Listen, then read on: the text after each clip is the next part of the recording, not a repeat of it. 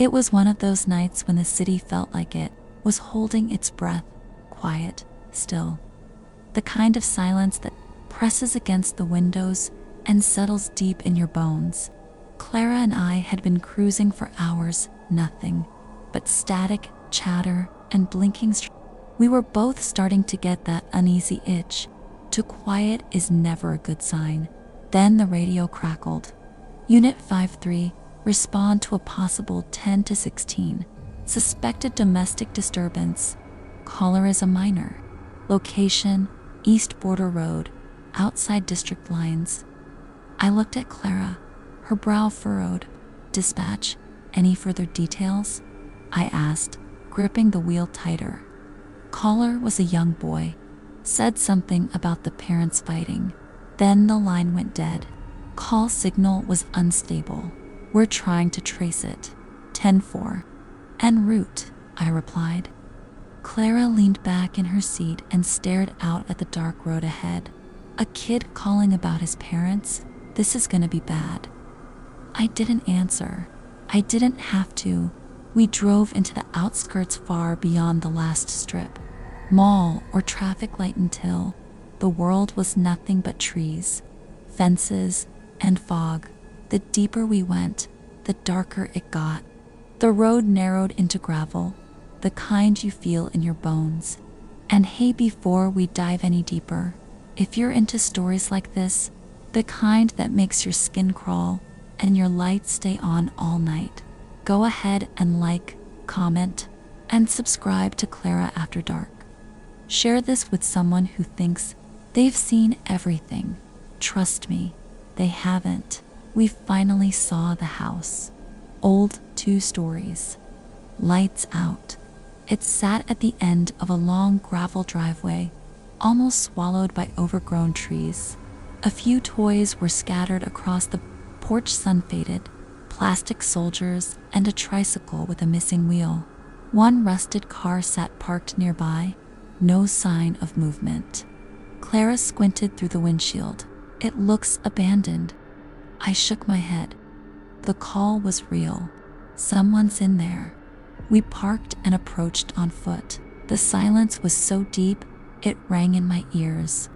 No wind, no crickets. Just the crunch of gravel and our breathing. I knocked, nothing. Clara rang the bell. A soft chime echoed inside the house, and then absolute silence again. I'll check the side windows, I whispered. You take the back.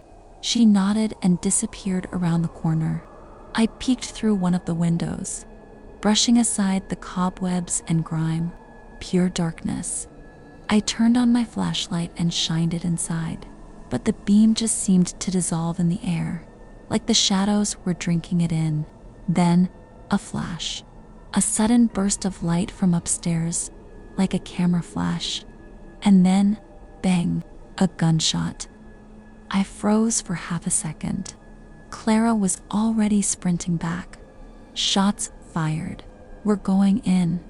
I shouted into the radio. The door wasn't locked. I kicked it in.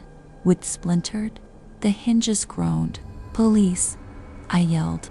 Hands where we can see them. We entered fast, weapons drawn, flashlights cutting through the dark. The air inside was thick, heavy with dust, and something else, something metallic. Blood. No sound, no movement. The house felt wrong, like it was holding something back, or watching us. Then we saw him. A boy, maybe 10 or 11, sprinted past the hallway. His breathing ragged. A shadow moved behind him. A teenage figure stepped into view from a side door. He was holding a shotgun, and he was smiling. Clara and I stepped through the door, expecting the usual signs of a struggle. Overturned furniture, broken glass, a yelling couple trying to mask deeper wounds with surface rage. Instead, we found stillness. The kind of quiet that presses against your ears until your heartbeat becomes the loudest sound in the room. The living room was a fossil of the past. Faded wallpaper, doilies on the armrests, and porcelain dolls on shelves that hadn't been dusted in decades. The lights were off, but moonlight filtered through a lace curtain, casting twisted shadows on the floor. "Police?" Clara called out, voice steady. "Is anyone here?" A floorboard creaked above us. We both looked up. I nodded, and Clara led the way, climbing the stairs with her flashlight raised. Each step groaned like it hadn't carried weight in years. At the top of the landing, a hallway stretched before us, lined with closed doors.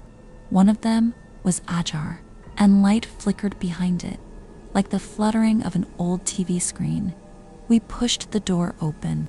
Inside was a child's bedroom. A girl sat cross-legged on the rug, watching static on an old CRT television. She didn't flinch when the door opened. Her back was to us, and she was humming something off-key, the kind of tune kids hum when they're drawing or playing with dolls. But there were no toys in sight, only that static, and her tiny silhouette bathed in it. Clara took a step forward. "Hey, sweetheart, are you okay? Where are your parents?" The girl didn't answer. I moved closer, scanning the room. That's when I noticed the blood, a faint trail leading from under the bed to the closet. Clara saw it too. She signaled for me to check it. I knelt, heart pounding, and pulled the closet door open. It was empty. Nothing but old coats, cracked shoes, and a smell, that coppery, raw smell that every cop learns to fear. Then came the sound, a loud bang downstairs, like a door slamming shut. Clara and I exchanged looks and rushed out of the room. Back to the landing, but the hallway had changed. It was longer, much longer. The walls had shifted, growing narrow and warped. And now the hallway stretched far beyond where it should have ended. There was another door at the far end, slowly creaking open. "I'm not crazy, right?" I asked. Clara didn't respond. Her eyes were locked on that door. We moved forward, step by step, unsure if we were still inside the same house or somewhere else entirely. When we reached the door, Clara grabbed the knob and flung it open. And suddenly, we were back in the living room, exactly where we had started. But the furniture was in different positions now. The dolls were gone, and blood was seeping from the ceiling. We looked up and saw a man's body suspended by the neck, gently spinning above us. Clara gasped, flashlight trembling. I reached for my radio, but then everything blinked, like the world itself had shuttered its eyes for a split second. And just like that, we were outside again, standing on the porch. Clara's mouth hung open. What just happened? I checked my watch. No time had passed. The front door creaked open behind us. Same exact call. Same house, same porch, same air thick with rot. And upstairs, the child began to hum again.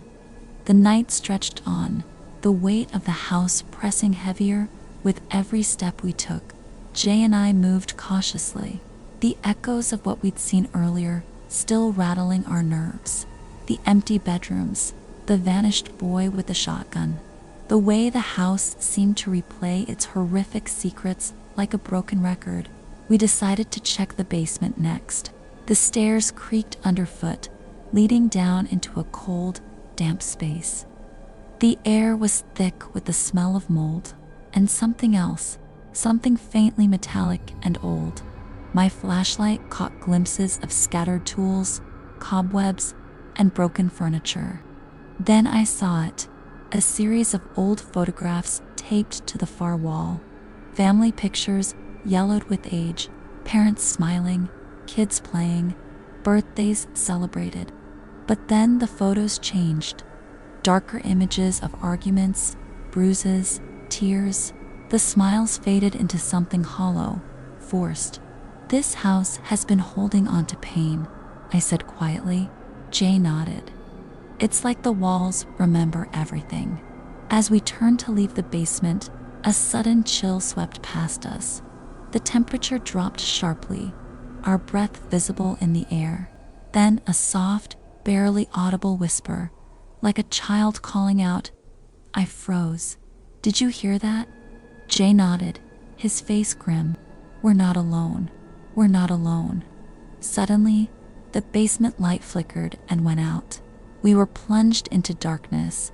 The whispers grew louder, turning into sobs. I raised my flashlight and swung it around. Shadows danced on the walls. And then, standing just at the edge of the light, I saw her. A little girl, no older than 6 or 7, in a faded nightgown. Her eyes were wide and filled with tears. She looked right at us, but didn't move. Hey, I said softly, we're here to help. She turned her head slowly and pointed toward a rusty metal door. Behind it, I could hear the faint sound of water dripping. Jay, check that door, I whispered. He moved forward and tried the handle. Locked. We need to find a way in, I said.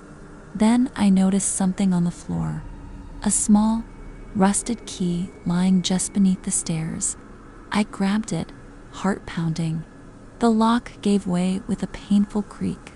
The door swung open, revealing a tiny room barely bigger than a closet. Inside, old toys lay scattered, broken dolls, a small crib, and the faint outline of something else. A shadow pressed against the far wall, flickering in and out of sight. I swallowed hard. This was no ordinary haunting. The house wasn't just replaying memories. It was trapping souls. Clara here, I whispered into my radio, voice trembling. If you're just tuning in, please remember to like, comment, and subscribe to keep these stories alive. Your support helps us uncover the truth behind these chilling mysteries. Jay and I exchanged a glance. Whatever this was, it wasn't finished with us yet. Clara was still in the basement, frozen. My voice called to her again over the coms, more desperate this time. Clara, do you see anything? Anything at all? A long pause. Then, softly, there's a bed here, small, like a child's. There are drawings on the wall, crude ones, done in crayon. My stomach dropped. Drawings of what? Her voice trembled. A man, tall, no face, and a small figure next to him, always next to him. She paused, then added, and they're holding hands. I looked at the monitor. The flight cameras were still scrambled. I switched to thermal, trying to get anything, just a heat signature, a clue, but there was nothing. Nothing but Clara's faint silhouette. Her body heat a ghostly shape in the dark rectangle of the basement. Then, something changed. The temperature reading around her dropped, fast, dangerously fast.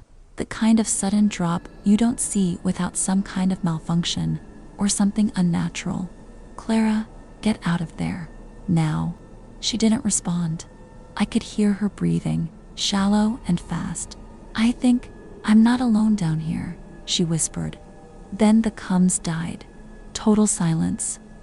I slammed my hand against the console. The ship didn't shake.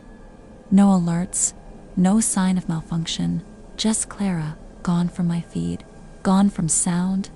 I didn't hesitate. I grabbed a flashlight and a sidearm, protocol or not. Something was wrong, and made my way toward the lower deck. The walk was short but felt eternal. Every light flickered as I passed. The air felt too thick, like it didn't want me there. When I reached the basement hatch, it was open, wide open. Cold air spilled out from within, unnatural cold. I called out, Clara. No response. I aimed the flashlight into the dark. The beam shook slightly in my hand, more from adrenaline than fear, at least. That's what I told myself. The light illuminated the stairs. They led down into a dense blackness that seemed to swallow the beam whole. I stepped in. The cold was immediate, like stepping into a freezer. My breath fogged the air. Every creak of the stairs echoed too loud, too sharp. At the bottom, I swept the light across the room. There was the bed Clara mentioned. Small, rusted frame, the mattress moldy and sunken, and the drawings, hundreds of them, covering every inch of the walls, all done in crayon. Every one of them showed the same thing: the tall, faceless man and the small child next to him. Sometimes they stood, sometimes the man hovered over the child. In a few, the child had no eyes. In one, the child was lying down, red crayon everywhere around him. I turned slowly. There were more on the ceiling, newer ones. The crayon marks were still fresh. Then I saw her, Clara. She was standing in the far corner, perfectly still. Clara. I took a step forward. She turned slowly. Her eyes were wide, distant. Her lips moved, but there was no sound. I moved closer, gently. Clara, it's me. We need to leave. Her hand rose, not to reach for me, but to point behind me. I turned, and there it was, a tall figure, motionless, faceless, closer than it should have been. The flashlight flickered. Then the door slammed shut. We couldn't leave. No matter how many times Officer Webb turned the handle or kicked at the door, it wouldn't budge. I tried the windows painted shut, unmovable. The house wasn't letting us out. It wanted something, or maybe it wanted us. Clara paced the hallway, flashlight jittering in her trembling hand.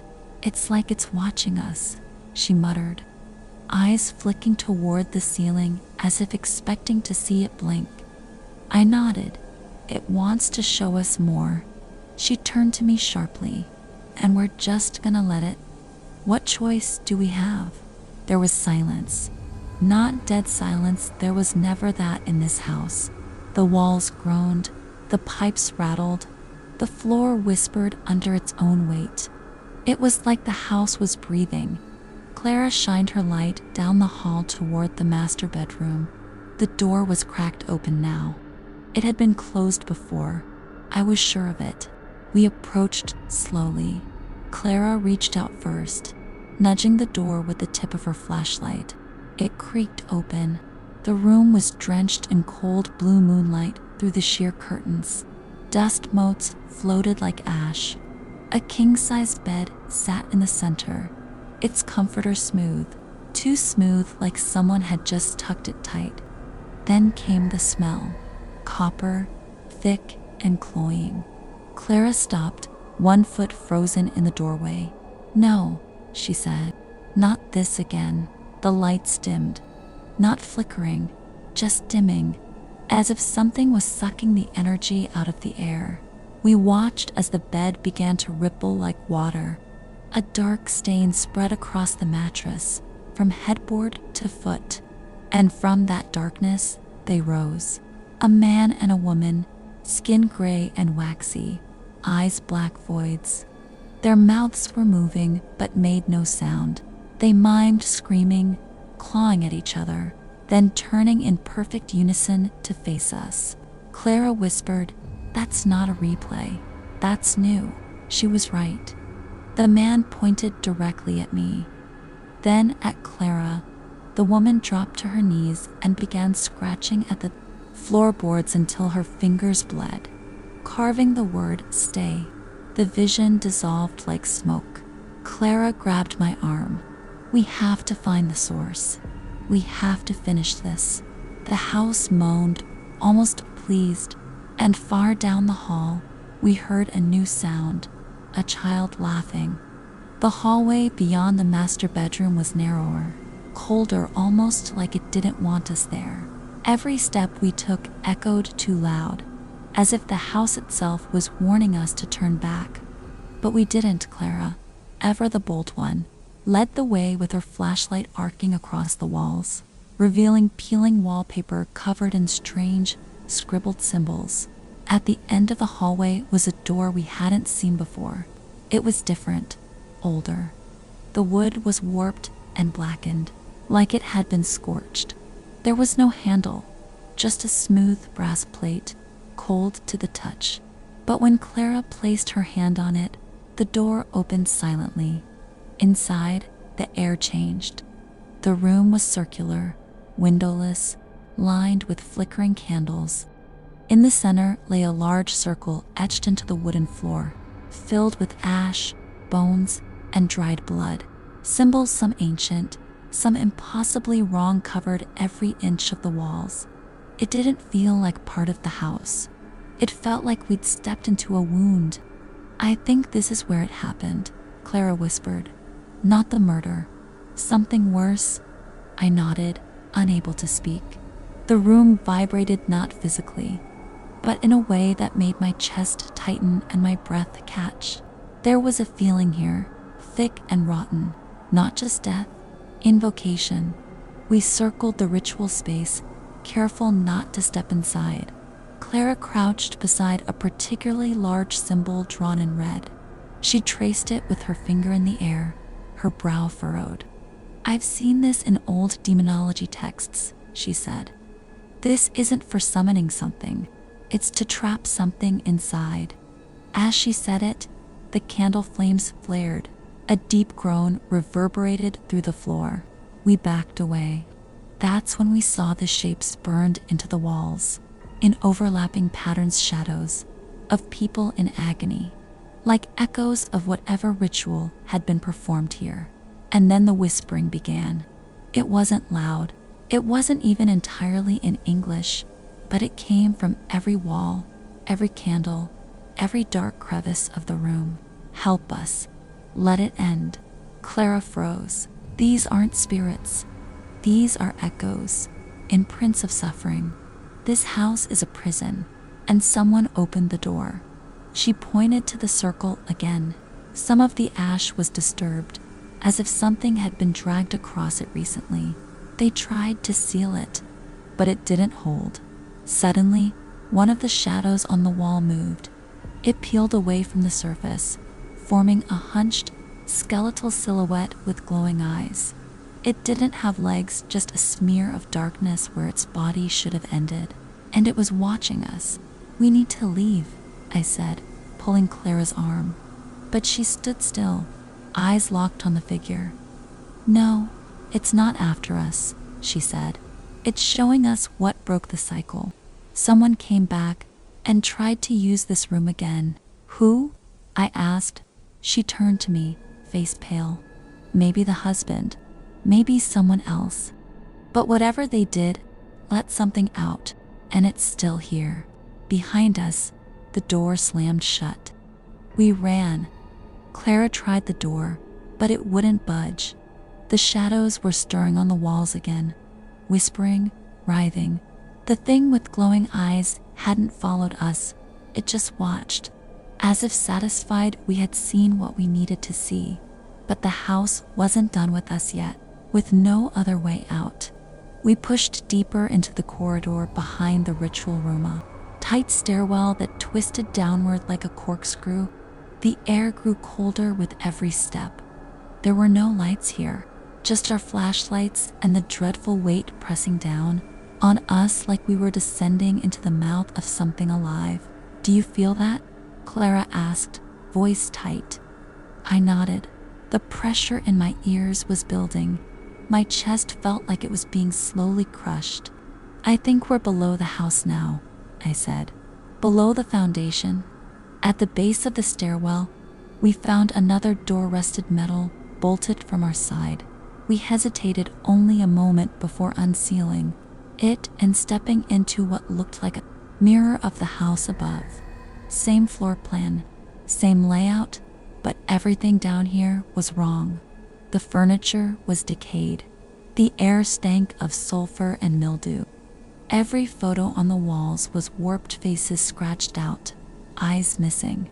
In the corner of what mirrored the living room, an old TV flickered to life as we entered, static. Then it played the murder again.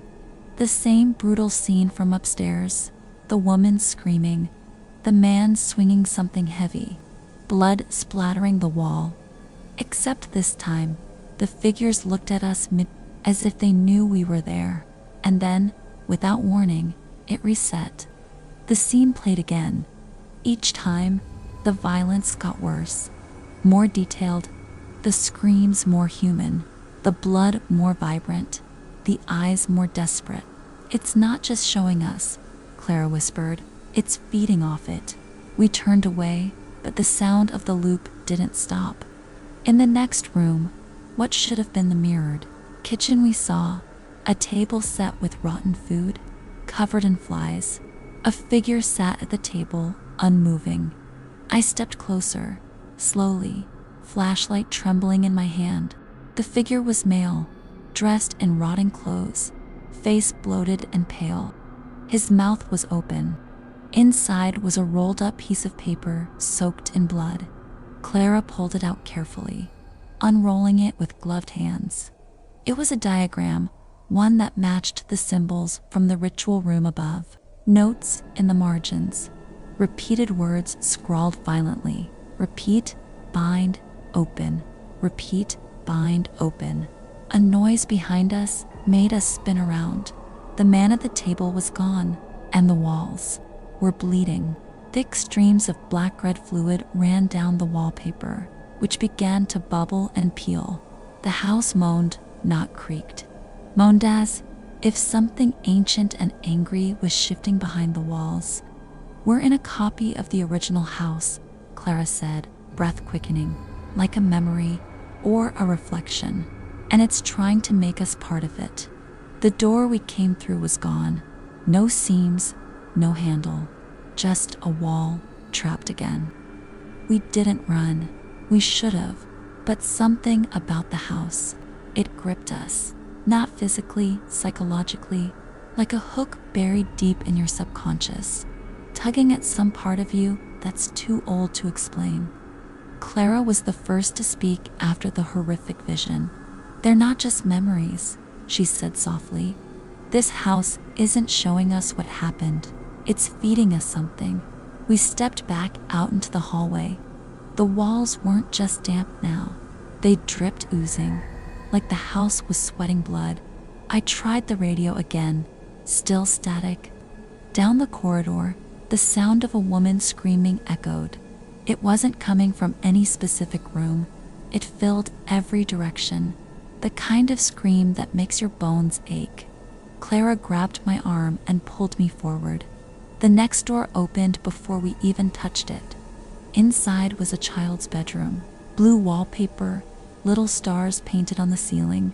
A rocking horse in the corner moved slightly, creaking with a slow, rhythmic groan. The bed was neatly made, too neat. A sense of dread pressed against my chest like a cinder block. Then we saw them, two figures, a man and a woman, sitting perfectly still in chairs facing the bed. Their eyes were wide open, but glassy, vacant, dead. Yet they sat there as if attending a show. On the bed lay a small form, hidden under a thick blanket, the kind of blanket a kid might hide under when scared of the dark. And then it began again. The mother screamed, not from the room, but in our minds, her voice tearing through our thoughts like claws. We saw flashes. The child, terrified, hiding under the covers. The father shouting, the door being kicked in. Something coming through the wall, like liquid shadow. A figure that shouldn't be real, tall, thin, impossibly twisted. It opened its mouth wide, impossibly wide, then nothing. We stood frozen. Clara was pale, her jaw clenched. "They're not ghosts," she said. "These are like echoes, but alive, looping, like this house is a tape stuck on rewind. And we're not just watching it, it's watching us." As we turned to leave the room, I swear the child's blanket twitched, and something whispered our names from under it. We didn't know how long we stood there, caught between fear and disbelief. The whispers from under the blanket had stopped, but the coldness in the room remained. Clara's eyes scanned every corner, searching for something beyond what our senses could detect. "We have to get out," I finally said, voice barely above a whisper. "This place is toxic." But Clara shook her head slowly. "Not yet. There's something here. something it wants us to see. I can feel it. The walls pulsed, almost breathing, as if the house itself was alive and watching us. The static in the radio grew louder, filling the room with a low hum that pressed against our ear. Suddenly, the rocking horse stopped creaking. Silence slammed into us like a wave. Then the floor beneath us shifted, not physically, but in perception. The room changed. We found ourselves in the living room, but it wasn't the living room anymore. The wallpaper was peeling off, revealing dark stains underneath. The air smelled of rot and decay. A woman sat on the couch, head bowed. As we approached, she looked up, eyes hollow, mouth sewn shut. Her hands moved, trying to form words, but nothing came out. Clara crouched beside her, whispering, "Who did this to you?" The woman's eyes filled with tears that looked like black ink, staining her cheeks. A sudden, chilling laughter echoed through the room. The same twisted figure from before emerged from the shadows, its smile wider than humanly possible. We froze. The figure pointed directly at us. "You're next." The night dragged on, heavier than anything I'd ever felt. The air in that house wasn't just cold, it was like it swallowed warmth itself, leaving only a void behind. Jay and I sat in the patrol car outside, both of us silent, staring back at the dark silhouette of the house that refused to let go. "I can't get that kid's face out of my head," Jay finally said, voice low, shaking, like he was trapped between this world and something else. I swear, I felt him pleading with us. I nodded, rubbing my hands over my face. And that older brother, whatever he was, ghost, demon, whatever, he's not done with that place. I don't think he ever will be. The static on the radio crackled again, faint but unmistakable, and for a split second, I thought I heard a whisper, like the boy calling out, lost somewhere between life and death. "Clara," I muttered under my breath, suddenly feeling like we needed someone to help us understand. "If you're out there, you know anything about this? Because we're running out of answers." In my mind's eye, I saw Clara's calm, knowing face, the kind of person who'd listen to the silence and hear the story. The house was desperate to tell. The night stretched on and the moon slipped behind clouds, cloaking the world in deeper darkness. No one spoke. We just sat, waiting for backup, waiting for the nightmare to finally end, but it didn't. The next morning brought a harsh, cold light that did nothing to chase away the darkness we'd left behind in that house. Jay and I met again at the station, trying to piece together what we'd witnessed, what we'd felt, what no report could ever explain. The official investigation continued, but the more we learned, the less sense it made. No suspects, no witnesses, no signs of forced entry, just the bodies in the backyard. Silent testimony to a horror that refused to be explained. I couldn't shake the feeling that the house itself was alive somehow, feeding on pain and tragedy, trapping those who died inside its walls in an endless loop. That's when I reached out to Clara. She's not just a voice in the dark for viewers. She's someone who understands the supernatural, the unseen, the stories between shadows. I sent her a message, hoping she could shed light on the nightmare we'd stumbled into. Her reply was quick and unsettling. Some places bleed memories. They replay the worst moments over and over to anyone who dares enter. That house, it's a beacon for lost souls. The older brother is stuck, caught in his final act, desperate for release. You have to be careful. Some spirits don't want to be saved. They want to drag you down with them. The words chilled me more than any ghost story ever could. We agreed to meet at the site, Clara bringing her experience, her calm presence. Maybe together, we could break the cycle. As we approached the house again, the sun was low in the sky, casting long shadows through the trees. The air felt thick, expectant. Clara spoke softly, almost to herself. "This house remembers.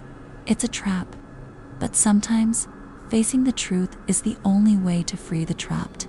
That night, armed with nothing but flashlights and courage, we stepped back inside. Inside the house, the air was heavy, almost suffocating, as if the walls themselves were holding their breath. Clara's calm presence was a small beacon in the overwhelming darkness. She carried a small box of items, crystals, candles, and some old pages of handwritten notes. "We need to acknowledge the pain here," she said quietly. "Sometimes, spirits replay trauma because they want to be seen, understood. We have to listen." We moved slowly through the rooms, the memories thick around us. Clara lit a candle, the flickering flame casting trembling shadows on the peeling wallpaper. "Focus on the oldest wound," she whispered, kneeling near the center of the living room. "Feel the energy." The temperature dropped suddenly, our breaths fogged in the cold air. The faint sound of a child crying echoed through the hallways, distant, desperate.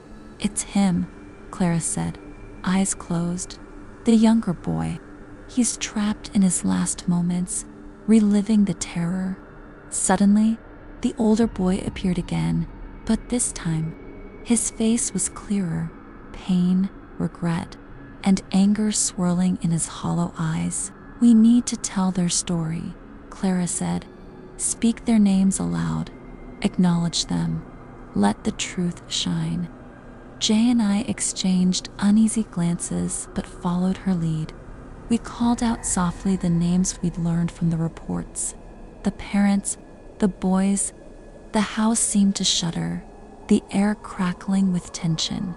Then, a rush of cold wind blew through the rooms, extinguishing the candle. The house went silent, and then a calm. For the first time, the oppressive feeling lifted slightly. The darkness didn't feel quite so heavy. "We're breaking through," Clara said softly. "But it's not over. They want justice. They want peace." We knew then what had to come next. The truth needed to get out. The story couldn't stay buried with the bodies in the backyard. The living room was cloaked in a dim, flickering candlelight that barely pushed back the shadows, creeping along the peeling wallpaper. I knelt by the small box of crystals and candles. We'd brought an attempt to anchor ourselves against whatever unseen darkness still lingered here. The air was cold, thick with something unspoken, something waiting. From the corner of my eye, I caught the faint outline of a young boy, ghostly and trembling, his soft cries echoing through the stillness.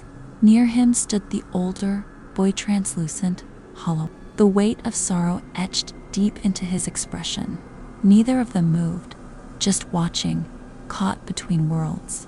The chill wrapped around us like a shroud. This house had held its secrets too long, and maybe now, just maybe, it was ready to let go. If you're brave enough to follow along with me on this dark journey, make sure you hit that like button. Share this video with friends who love the strange and unexplained. And don't forget to subscribe, so you never miss a chilling story here on Clara After Dark. Remember, the night is full of whispers, and I'll be here to listen with you.